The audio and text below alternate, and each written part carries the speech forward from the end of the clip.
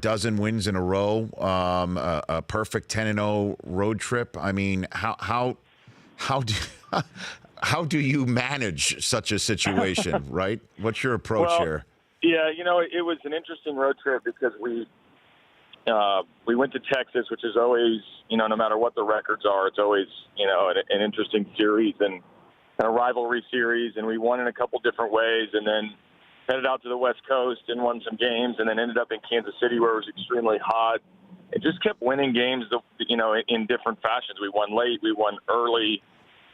We had tremendous starting pitching. We also had a bullpen that had been, scuffling a little bit, that bounced back and did well. So you kind of play that complete baseball, and you expect to win. And then when we got home, we did lose a close game to the Tampa Bay Rays, and then responded with back-to-back home runs to beat the Rays and win the series. So, when we're operating the way we are and we're playing, pretty well in all facets, pretty talented team, and we feel pretty confident. What does it look like on your desk with all sorts of numbers, and how do you take all that in before a game and use it in real time?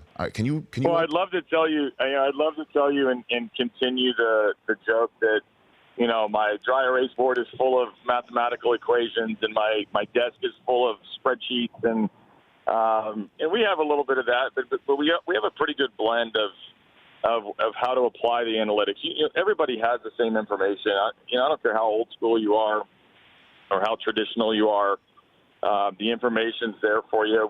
We just feel like we're pretty good at applying it, as fast as possible with some of the best players in the league. And so, my desk looks about the same. I mean, we do such a good job of having all the information and then deciphering it.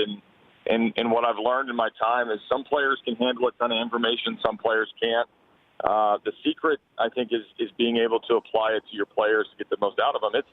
It's not about being the smartest or having the most or kind of being the most bizarre, or even on the progressive side. You've got to figure out, just like in a cooking recipe, how much of a sprinkle of this, a tablespoon of that, a full dose of this, and the players respond accordingly. So I can see that my desk, I guess I say this,